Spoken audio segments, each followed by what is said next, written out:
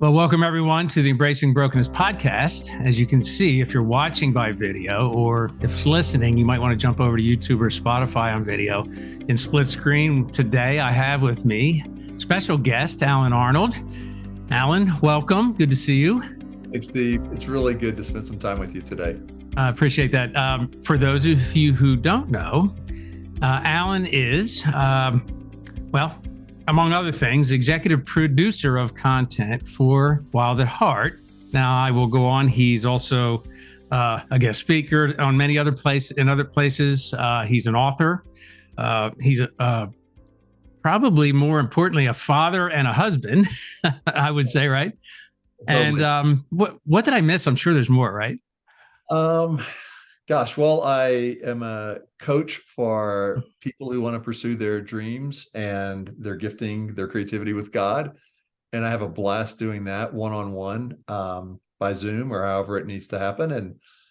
And yeah, co-host of the Wild at Heart podcast with John, which is, to me, one of the most fun things, Steve, I get to do, which is I'm not on every one. We rotate some staff in, but I get to produce them. I'm on many, and mainly it's just a way to get weekly conversations to just people around the globe who want to know, how do I walk with God in intimacy from an awakened heart, and really live a life that is that rare life as a son or daughter of God who wants to go through all of life with their Father. So that's like one of the things that brings me joy every week, is just being part of that process to get that message out to people.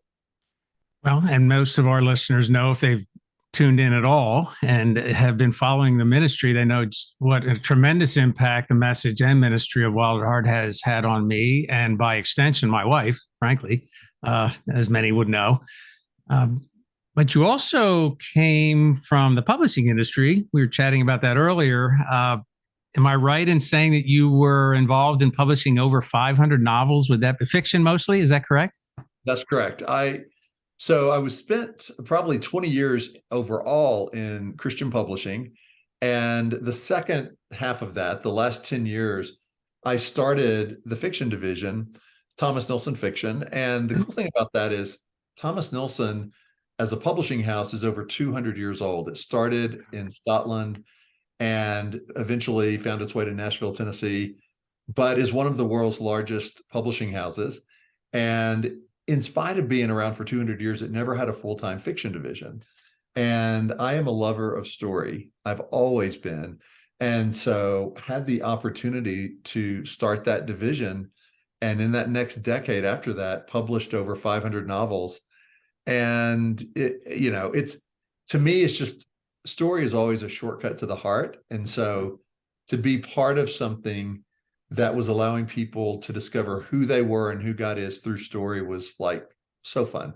Well, I mean, it is life. It is something that everybody can relate to. If we can somehow get it, I don't know, get at the heart of it, sort of like, as you're saying, I mean, it must have been incredibly rewarding to be able to be a part of that. Fiction is almost like reality in so many ways. You talk about it in the book we're going to discuss here, The Hero's Journey. Even there's pieces of it that relate to us, others that don't quite end the way the hero's journey ends. But you have, through that work, I mean, just touching lives. It's just been amazing, because I have dipped into some of those fictional works, and it's been fun to watch. I would guess, though, was that stressful at all for you over the period of time you were in there? Was there any of that associated with it, or how did that go for you? Well, I mean, it is I would say you're on a playground where you're not creating widgets, you're creating story, giving birth to story through the authors that I was publisher of. And so it could be beautifully messy at times, because you're trying to come alongside somebody who wants to create a world, wants to create a scenario, wants to create something, regardless of if it's sci-fi fantasy, if it's romance, if it's, contemporary stories, whatever it is, they're creating a world. And so just working with the creative heart and imagination on that, it could be stressful, because the books still have deadlines, and the book Right. still had to be out on a certain day and had to be birthed by a certain time. And so, yeah, it was unlike anything I had ever done before. And yet it was such a joyful experience overall, because I knew story, like we said, is a shortcut to the heart, and the best storyteller of all is God. And Mm. so our goal wasn't to create Christian fiction novels, but it was to create stories from a Christian worldview, which is different. And it allowed our books to be on the shelves at general market bookstores, as well as Christian bookstores, as well as Amazon, everywhere. And that was because we were trying to look at life through story in a way that would ring true to how God sees love and sacrifice, and Right. faith, and all of those different things that make our hearts come alive, but not in a way that humans define it, in a way that God defines it, which has an eternal spark to it, no matter what the story that was entrusted into. And so, yeah, it was a blast. And I thought I would be doing that, honestly, the rest of my career. I thought I would do that until I was 80, 85, and go, Wow. that's, I'm done, and haven't had thousands and thousands of novels out there. That felt like a Camelot period to be in, sweet spot. But then John Eldridge called one day, Oh, after that's it. He just called one day and changed everything. and everything changed. And it was the coolest story, because your listeners might enjoy this, but I had already known John pretty well. I had been to several Wild at Heart events, read all of the books he had written, and it had changed my life. I was a different man inside and out because of that, and loved the ministry. But he called one day and said, "Hey, Alan, I'd like to just see if you'd want to join our team and be part of the Wild at Heart ministry here in Colorado." And I was in Nashville, and I was, thriving as a Christian publisher.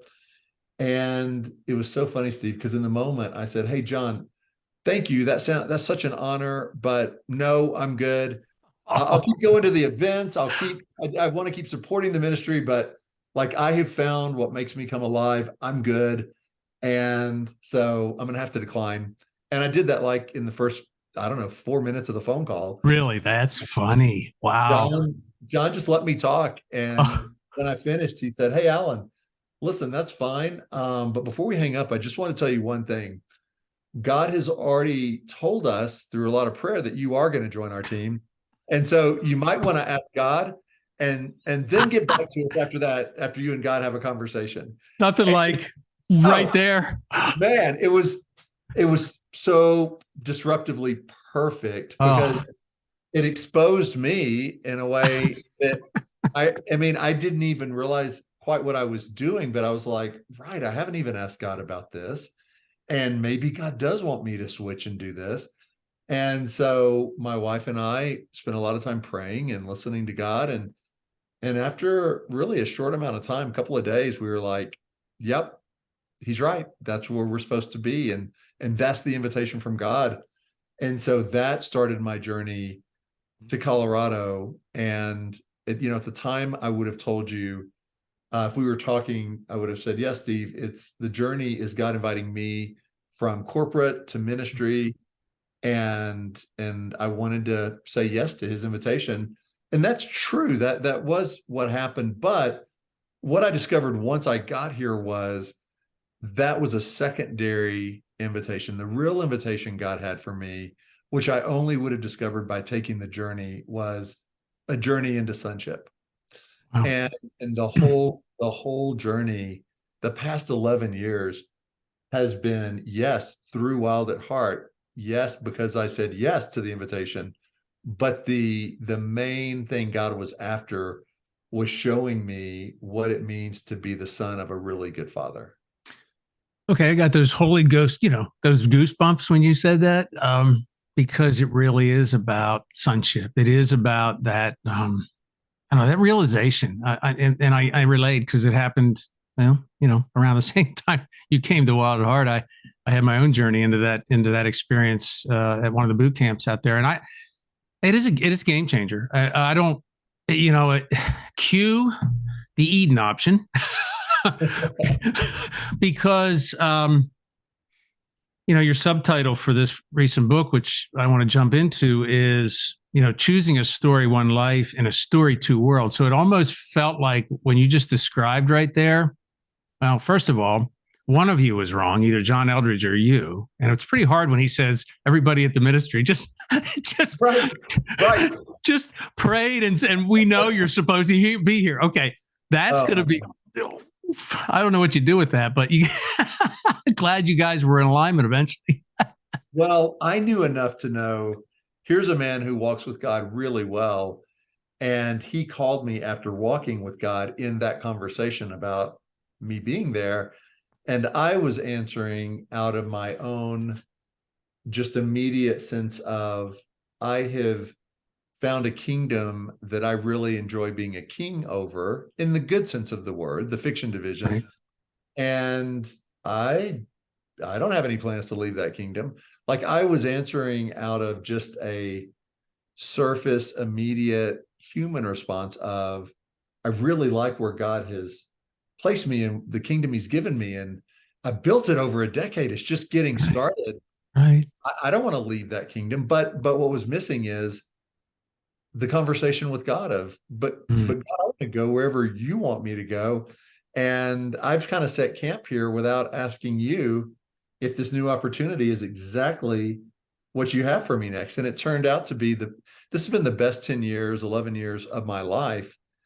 Not the easiest 10 years, not the simplest, some of the hardest years of my life, and counterintuitively, the best years of my life, because, easy and best don't always go together. Right. And so yeah, I mean, John was right on the money. And when I spent time talking with God, it was the most like moving, powerful invitation I could have ever had. And I would have missed it if something and someone like John didn't disrupt my status quo, as good as it was, for something even more beautiful that God had.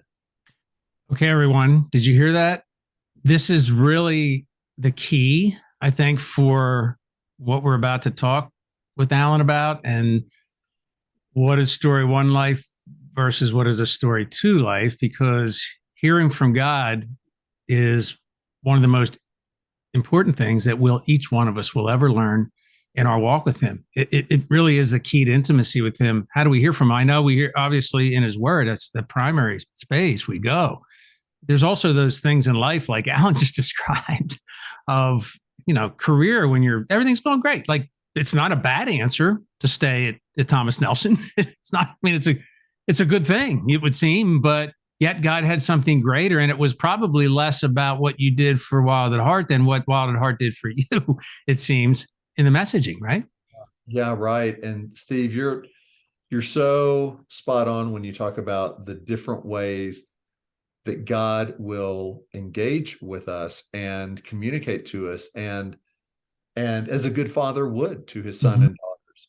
And with me, one of the most wild ways when it came to the decision of going to Wild at Heart, a few days after that phone call, I'm sitting at my kitchen table and I'm asking God, hey, God, just, this is a huge decision because we'd be moving our children out of the schools they're in, out of everything they've known growing up to a whole new part of the country. And I just want to make sure, God, that this is you. And so as I'm praying, God gives me this vision that probably happened in about, I don't know, a minute, but it felt like a very long amount of time in terms of what I saw. And the vision was there was a corral, like a horse corral, and within it were a couple of stallions. And on the back side of it was a rancher, old, rancher with kind of the cowboy hat down. Yeah. Yes. And the boot up on one of the rails. And he was just smiling across the corral. We were on the other side of the corral with the gate, and he was on the opposite side, and he was smiling at us. And my wife and I had walked down this trail to find the corral. And in this vision, the rancher just looked at us and smiled and said, Do you want to ride? Do you want to ride? Wow. And I said, yeah, I do. And he said, the gate's open. And so we walked in, and there were two stallions. My wife and I each got on one. But then I noticed there was a third stallion, and the rancher walked around and got on, and we rode out together. Oh, it's And a beautiful picture. that Wow. that was just one of the ways, not the only way, but one of the ways God invited me into this. And it wasn't, imagine if, like, in that vision, the rancher had started shouting at us, you have to get on the horse, you have to ride now, or I'm going to be mad at you, or you're in trouble, or you are off the ranch, or whatever that other version would be. Like, it takes the beauty away. The beauty was God wasn't telling me that I had to leave what I had, that I had to start this journey somewhere new. He was saying it's an offer from me, and it's going to be really good for you. You're going to love this, but do you want to? Do you want to ride? And so, yeah, it's the beauty of friendship with God in a way that there's intimacy in relationship, because without that, it becomes, like, try to imagine somebody who didn't believe they could hear the voice of God, or that God spoke to them with that situation. Like, is the best you're going to do flip open the Bible randomly, put your finger on a page, and read that verse and go, God, speak to me through this verse?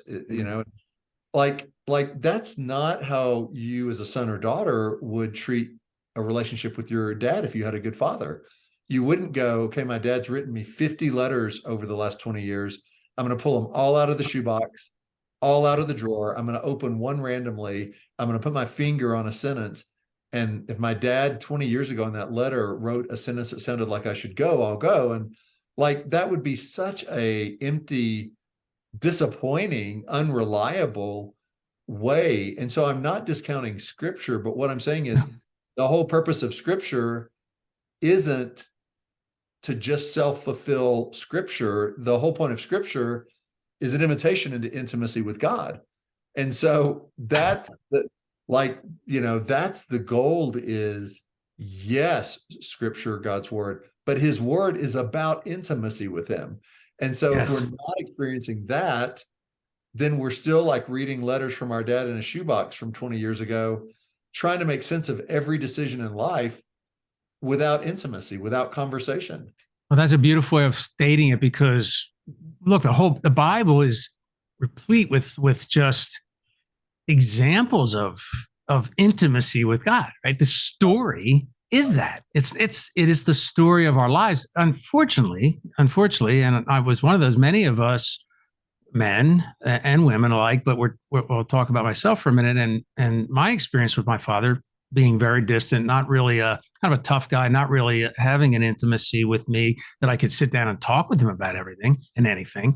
We form these views of God that stand in the way of drawing closer to him, and there's this wedge that we must understand there's another way. We have to get to the place where, story two for me, most of my career was let me make it on my own, even though I walked down the aisle, and that's what we used to do when I was younger, when I was 9 years old. And I believed in Jesus as soon as I think I could say his name. It wasn't a hard choice. But the rest of my earlier life as a believer was making my own way.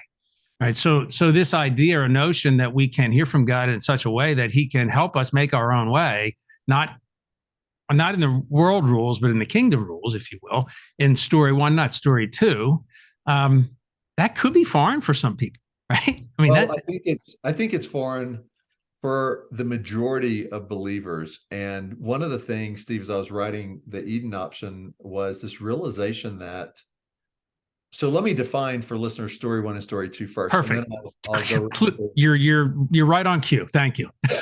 so when we are using that terminology, story one is the original true story we were made for. It is a way of life with God at the epicenter of everything, every part of our life. It's Eden. Story two is actually the default narrative we've been born into. It's trying to make life work without God's active, intimate presence. And it's more Ecclesiastes than Eden. And the thing is, we're born in story two.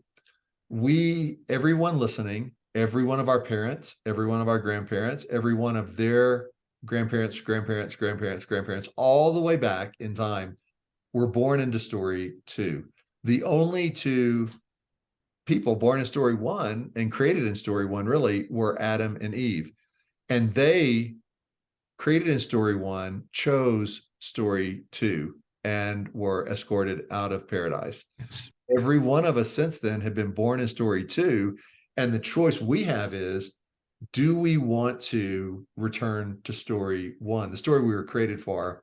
And Steve, the reason those definitions are important is because, we find ourselves in story two, and it's all we've ever known from the time we were born. And we look around and we go, this is just the way the world works. This is just, when I have a problem, here's how to solve it. And it's a story two problem in a story two world. And we start to think that's normal. And it is the normal way we do things in story two, but normal isn't the same thing as real. And so reality is not story two, but it is our norm. And so when so many Christians and believers, when they start to get disappointed with God, when they give up on God, when they downgrade who they think God is, well, that's all a story two God. It's not even the true God. It's the story two version of God that they're disappointed and rejecting or settling for in their story two life. And I'm talking about believers, because here's the mind-blowing thing to me. Adam and Eve, when they chose the tree of knowledge over the tree of life, they left a life of God at the epicenter, but they didn't quit believing in God. In fact, they believed in God just as much in their new fallen story two life than they did in story one. The first thing they did after eating from the tree they were told not to eat from was hide from God. So you don't hide from who you don't believe is real. And so the thing we have to know is, being a believer is awesome. It's the foundational, transformational step that we have to make. But being a believer, you can still spend your whole life stuck in story two, as Adam and Eve did the rest of their lives. They never quit believing in God. They just weren't living with God. And so everyone listening, what I'm saying is, if you are hearing these definitions and you're kind of going, well, I wonder, am I in story one or am I in story two? If you don't know, then I can almost guarantee you're in story two. Right. Because story one has to be an intentional journey back to the story you were created for. So it's kind of like, if you went to Hawaii, you don't ever wonder if you went to Hawaii. Because you had to plan the trip and go. And if you're in story one, you had to intentionally choose to leave the day-to-day stuckness, staleness, and scarcity of story two. So you have a great example. It's how you lead the book off, maybe a real life example for you, and how God even spoke to you. Speaking of speaking and hearing from God, right? Would you be okay giving us this? I mean, it's just an incredible story. It's miraculous in so many ways. It sort of awoken you, didn't it? To this kind of the message of this. It was how God introduced me. Yeah. Somebody asked me the other day, where did you come up with the term story one and story two? And I said, yeah, I didn't. God just brought it up to me and introduced me to it. And so 2 years ago, almost to the day, I was going through a really hard period, Steve. I had lost my voice. I'd been at several back-to-back speaking events, morning to evening, and I speak a lot, but it was an especially intense time of multiple events. And at the end of them, I lost about 80% of my voice. Wow. John Eldridge during the time kept kidding me. He's like, it sounds like, Alan, you have smoked 3 packs of unfiltered Camels like every day, because I had this raspy, soft voice that I couldn't have any power to it, couldn't really ever talk in a normal way. Did your And so kids like that though? Were they good with it or not? my kids, Yeah, your kids. oh, hey, listen, it was easier for them to pretend they didn't hear me during those times. So they weren't particularly bothered by that. But Yeah. it this lasted for not a day or two or three, but like months. And Wow. so after nothing worked in terms of resting my voice, not speaking, home remedies of herbal honey and tea and things like that, I finally went to an ENT, an ear, nose, throat specialist, and he puts the scope down my throat with a camera, and up on a big screen in his office, he points out, yeah, Alan, you've got these two nodules, which a lot of speakers and singers and people who use their voice over and over again for a living get over time, but it's messing with the airways in your throat. And so until those nodules are removed, you aren't going to get your voice back. It's been a couple of months, and that's going to be the deal. And so the only true way to get it fixed is surgery. So I schedule surgery. But I didn't feel, even when I left his office, I was thankful the diagnosis wasn't like you have throat cancer or something Oof. like Right. extreme. But but at the same time, even though I knew what it was, and even though I knew he was the surgeon who could help, I just felt totally depleted, and something wasn't sitting with me right. But I went home, and surgery was scheduled for a while out because he was really booked. And so it got to be the weekend before the surgery. I'm mowing my yard, and I just sensed God say, set everything down and just sit with me for a minute. Mm. And so again, it comes to hearing the voice of God, right? Like Right. I wasn't reading Leviticus while I was mowing my grass. I was just, God just kind of interrupts in a beautiful way with his voice. And he says, I want to talk to you about your voice. Do you want story one or story two with this? And I had I'd never heard those terms in that way, didn't know what that meant. And I said, God, I don't, like, it feels like a game show kind of where you're being asked to choose a door number one, door number two. I don't know, like, what does that mean? But I knew What is enough, behind those doors, right? What is right? that? And how do I choose? Oh, And my understanding of God, though, Steve, over the years, thankfully, has been when God asks a question like that, he's inviting us into conversation. Like, if the unknown of a question isn't reason to stop or walk away, it's a reason to lean in. And so I said, God, I don't know what, tell me, like, what are you talking about? What does that mean?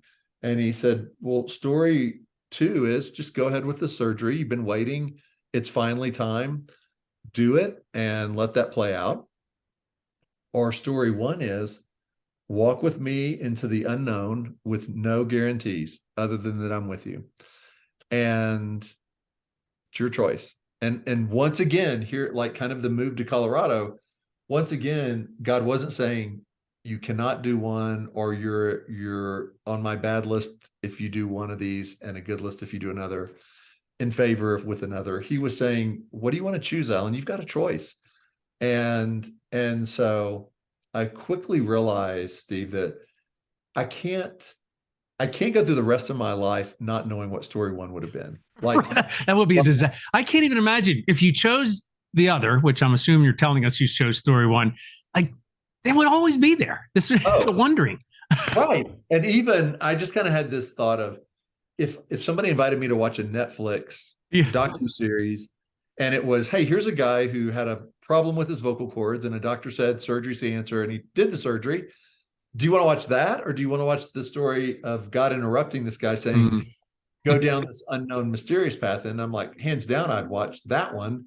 And if I want to watch that one, why wouldn't I want to live that one? Oh yeah, Right. there you go. Yeah. Um, and so I called the doctor's office that Monday, and a day or two before the surgery, and canceled. And it was, as I say in the book, it was a very awkward conversation because um, I knew I could either kind of cheat and skip by, like, say, make some excuse and cancel, or just say I'm postponing and then never call back, like, and just get out of it quickly. Or when she said, wait a minute, you're canceling, why? I could say, well, because God actually invited me into a different story, which you can, the tension, kind of the Yeah. tightening within us of, but they're going to think I'm crazy, or I don't know if they're a believer. I like, this feels weird to me. How does it feel to her? And basically she was kind, but it was like, okay, Alan, well, there was about a minute of crickets and silence, and then she goes, well, just when you're ready to get your voice back, just call us and we'll reschedule the surgery. And I hung up, and it was a very awkward conversation, but I did it. And it was awkward for the next couple of days because I didn't hear any more from God. And I knew when I woke up on the morning of the surgery, this is like the point in a movie, the convergence point. Like, Right. everything's going to be different from, I would right now be in the surgery if I had said yes to story 2. And I'm not, I'm at home and I still don't have my voice and I'm in story 1, but everything's going to veer differently from here. And nothing happened for a couple of days, and I didn't hear from God, and it became more awkward. And then on the third morning, let me just say before I say that, Yeah. but I had released God in a very true way. I said, God, I understand what your offer is enough to know I'm saying yes without any expectation or pressure on you to return my voice. Wow. And if I never get my voice back any stronger than it is, or if you tell me in half a year, now do the surgery, because this was never about surgery's good or bad. Yeah. Right. Right. You tell me in a half year to do the surgery, then like I release any of my own expectations and pressure that you have to come through a certain way. And so I had done that. And I wake up on the third morning, third full day, and I lean over to tell my wife good morning, and my voice is back 100%. And I had not done anything different. It had been months and months and months, no matter what I did, of nothing. And this wasn't a gradual improvement. It was like my voice was 100% back. And That's like that is awesome.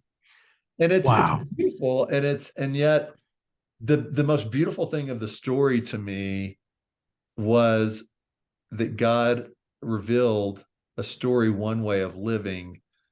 And even more important, I would trade my voice for that in a heartbeat. Like I like that was enough. That was the genesis of the book. It was the genesis of a new way for me to see life. And this happened after everything you and I talked about me coming to Father Heart. Like, I'm a believer. I know I can hear the voice of God. I am trying to walk intimately with God and live a life of the heart. And yet I still, without realizing it, had accepted too much of reality as story 2 reality without even knowing what I was doing, which was basically, well, yeah, when you have a human problem, you get a human solution. If it's a medical problem, then your answer is a doctor automatically. If you have a financial problem, it's a financial advisor. If your car breaks down, you don't pray God would fix it. You just go to a mechanic. You like, it was a realization that even though I was trying to live a deeply intimate life with God, I could hear the voice of God. I regularly had conversations with God, but I was trapped in way more story 2 reality than Eden story 1 reality, in how my day played out, decision by decision, conversation by conversation. And that was what the real win for me was. The real miracle was seeing what was possible with the story 1 life. And my voice was like the bonus above and beyond that God didn't have to do, but did.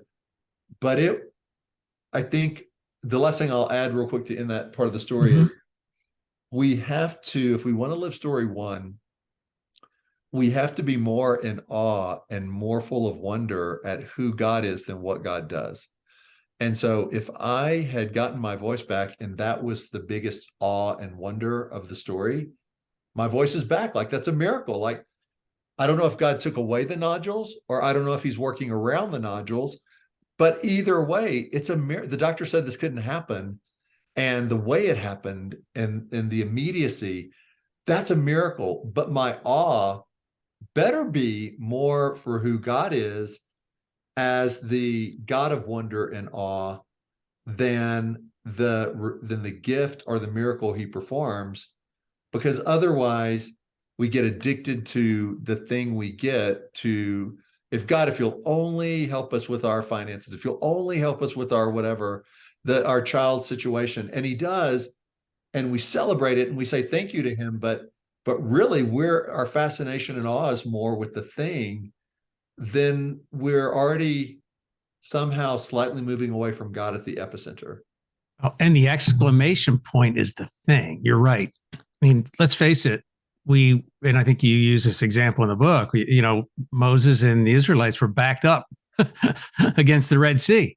Yeah, right. And the miraculous piece of that was Moses' belief, but God spoke to him about his belief that, hey, he didn't bring us this far just to let us get stuck and have the Egyptians overrun us. And the Red Sea parted, they walked through dry land, watch what he does, but not long thereafter did grumbling occur.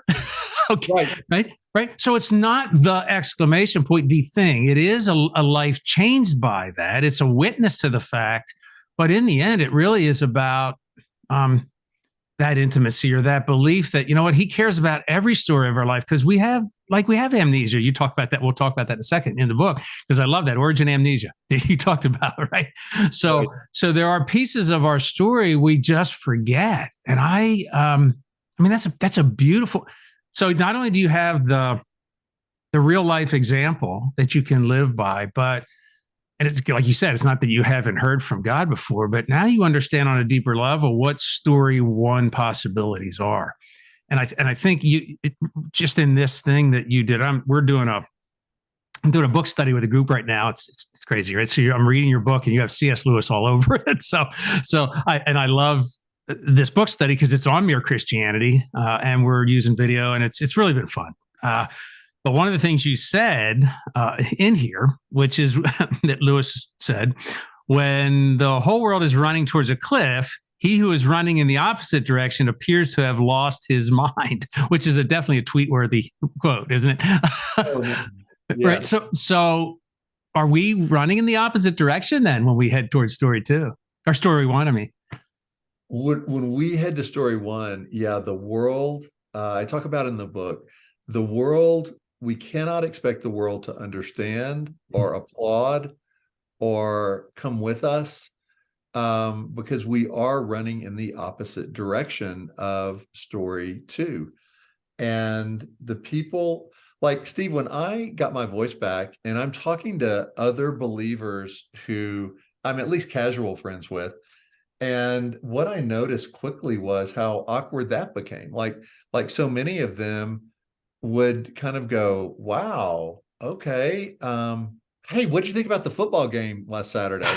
Like I couldn't put words to it at first, because I'm like, why wouldn't this be like, I'm not telling them so they pat me on the back or think I did something right. I'm really telling them to say, can we high five God, or just be in awe of God?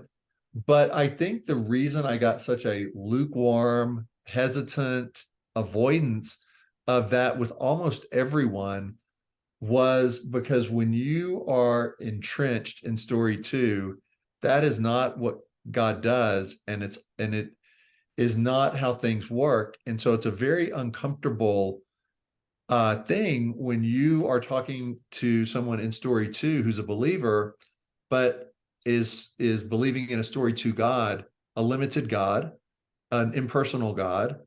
When they believe the answer to everything is either what they can do in their own strength or what an expert says. And so they trust the guy in the white coat walking into the doctor's appointment more than they trust God.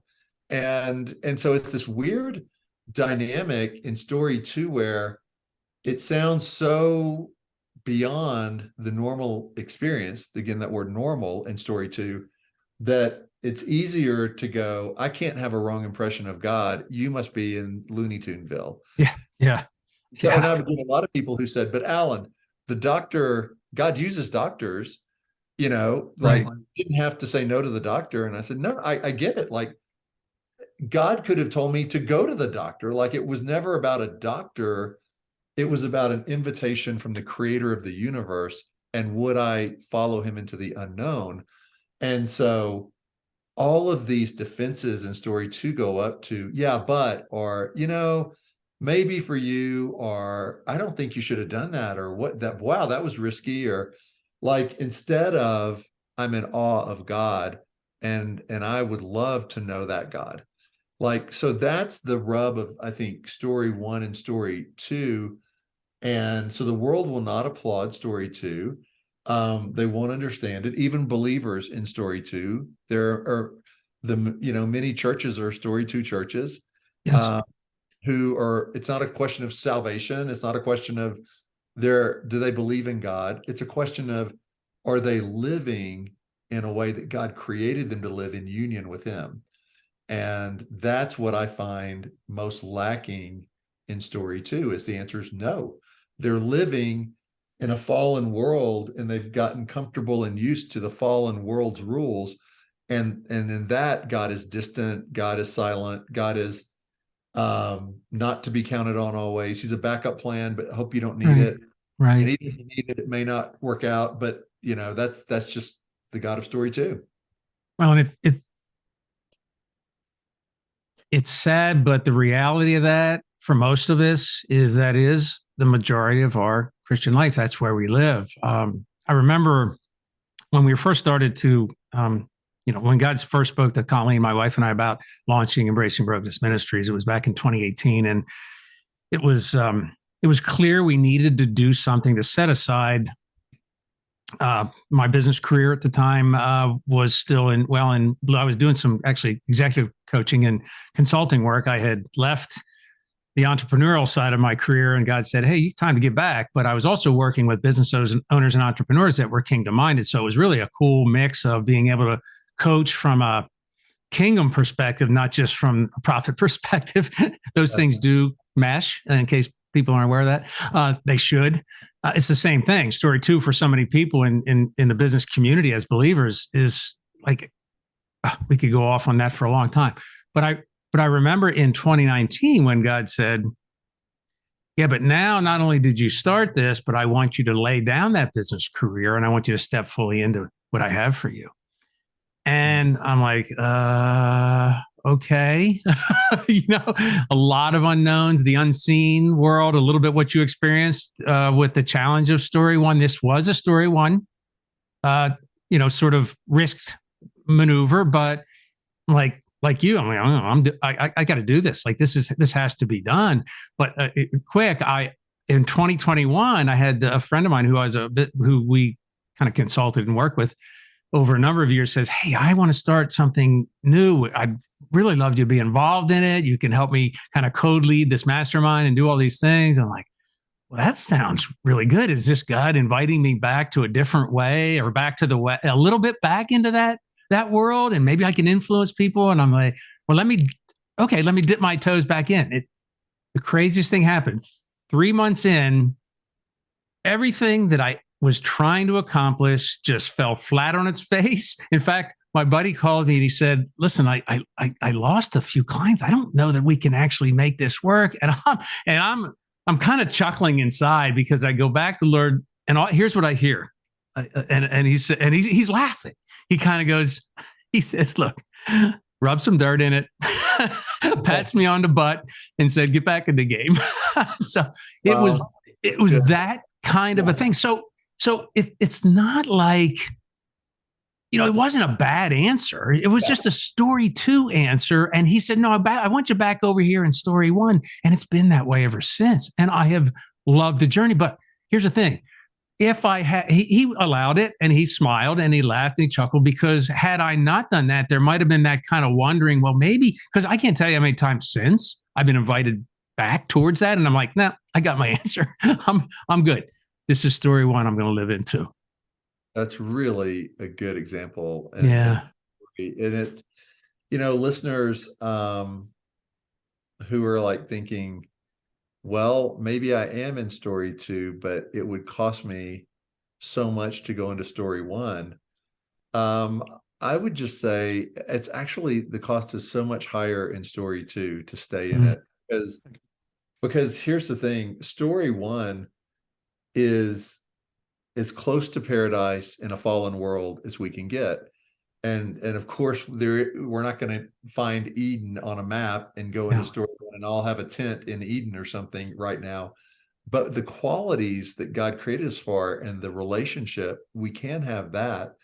And to stay in story two, like your very best successes, your very best moments and victories in story two are still story two. Like Yeah. in story two is not it's the wrong story to live or create or be part of. And so no matter what happens, as good as it gets, you're still in Ecclesiastes by Yes. choice, by choice once you know. And so the invitation is the worst days in story one are better than the best days in story two. Yes. And you have to make that choice if you want that. And in the book, and Steve, we may not have time to go into it in this podcast, but just so the listener knows, basically I'm inviting them to reclaim four things Adam and Eve relinquished in story one in Eden. And when we go back to story one, we can experience those, and it's Eden union, it's Eden voice. And by voice, I mean your creative roar, your Esther. You've been born for such a time as this, but if you remain silent, I'll basically, God says, I'll find another way to get this Yes. done. And so our voice, our Eden voice, what were we created to speak into this world, to bring into being through who we are and what we say? Our Eden vision, how we see God, how we see each other, how we see the world, and how we see ourselves in our story. The only way to see it truly in reality is to live with God as he defines reality. And so the more we're in story two, like Adam and Eve, when they left Eden, the further they got from God, the further they got from reality, because God is the most real being ever. Yes. He created reality. So the less real we become, the more we stay in story two.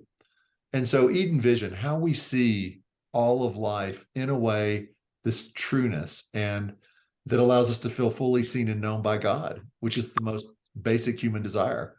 And then for Eden rest, most of us, if we're honest, most of the time are overwhelmed, burnout, exhausted, um, and we look to cheap relief, short-term relief more than restoration. So that's where our addictions come from. That's where our obsessions come from. We have a little too much to drink. Mhm.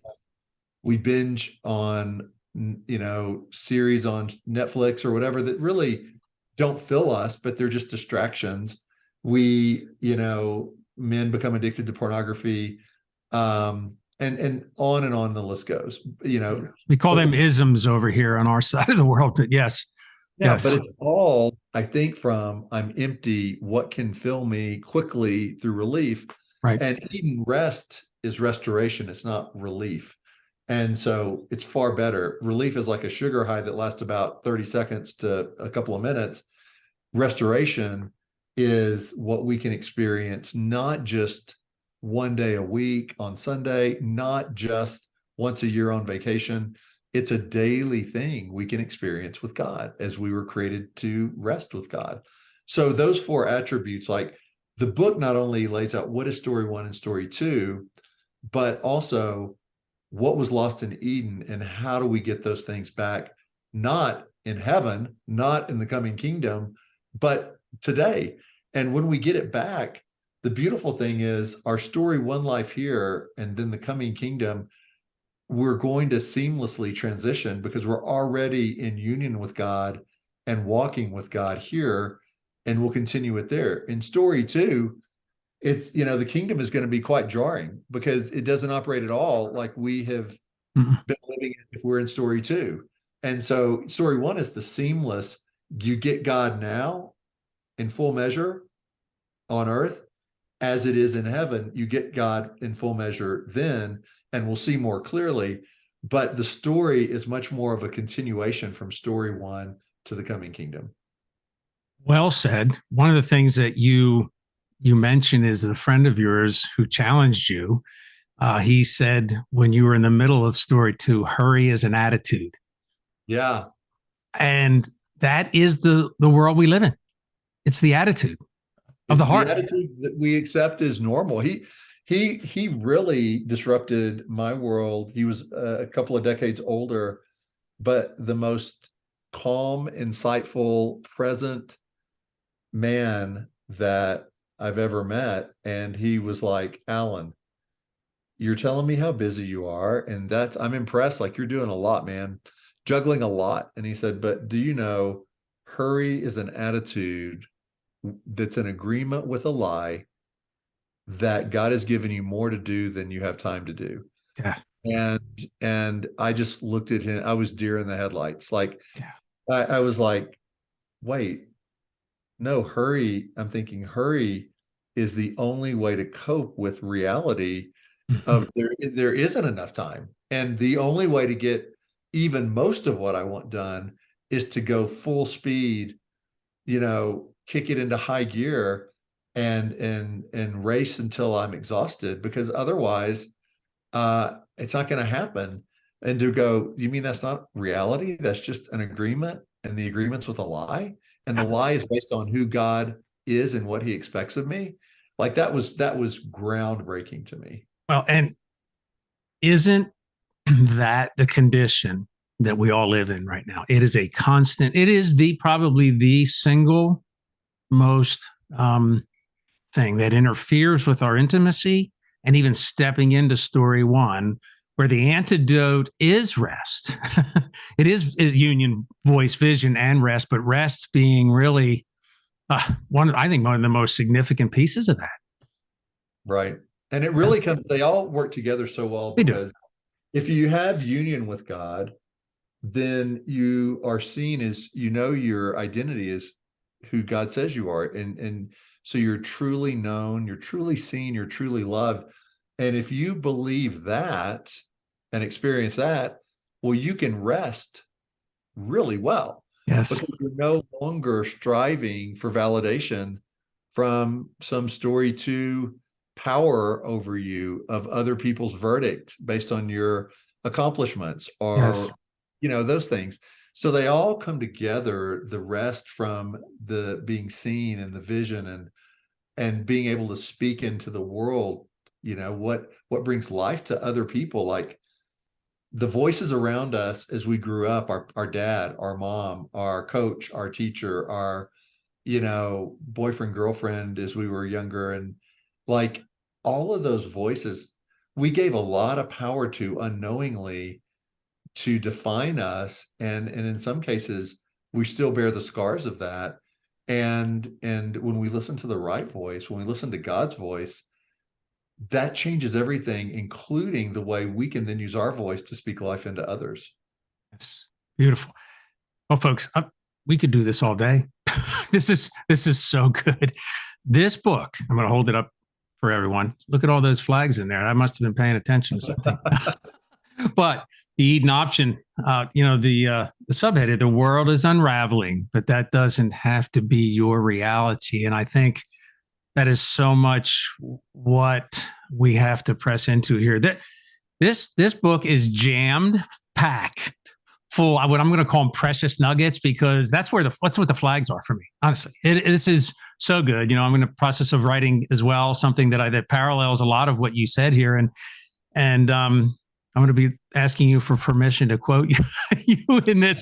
But this I would encourage anyone, listeners, watchers on this, pick a copy of the Eden option up, because there's so much here that God wants to share with you, wants to show you about what story one looks like in this story to life, it feels like. So, Alan, tell the people watching or listening, like, how can they connect with you? Where is the best place to get their hands on this book, and then close us out with any final thoughts, if you will. Yeah. Well, a couple of things. I'd love Okay. to stay in touch and connect with the listeners or viewers. And the best way is through my website, with Allen, WITHALLEN.com. And one thing I offer is free daily thoughts on God and creativity, and really how to pursue life, your dreams in Story One with God. Each of these daily readings come to your email inbox. They're about 6-8 sentences, really short, because I want it to be something just to give you a brief dose of encouragement and act like smelling salts to kind of bring you back to reality of who God sees you as and why you're here. And so if you want to sign up for the free daily readings, it's withalan.com/sign-up. And they're free. And I'd love for you to get those. My website also offers information if you want coaching on a story you're writing, or just trying to how to pursue your dreams with God in a very visceral, real, tangible way. I do that. And the book's available on Amazon. And it is the kind of book I think that even if you just read a page or two a day, you're going to find this beautiful invitation into the story you were created for. And I can't think of a more important invitation than that. Well, again, folks, look, it's actually a very easy read. The way you broke it up was perfect, and you can sit in a few minutes, or you can do like I did, binge read. For this last week. So, Alan, thank you. This has been a wonderful time together. I know that our listeners are going to get so much from it, and I can't wait to continue to connect and encourage everybody.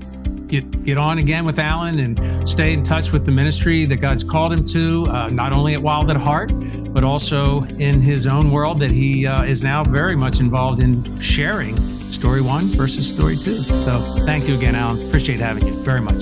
Steve, it's been a blast.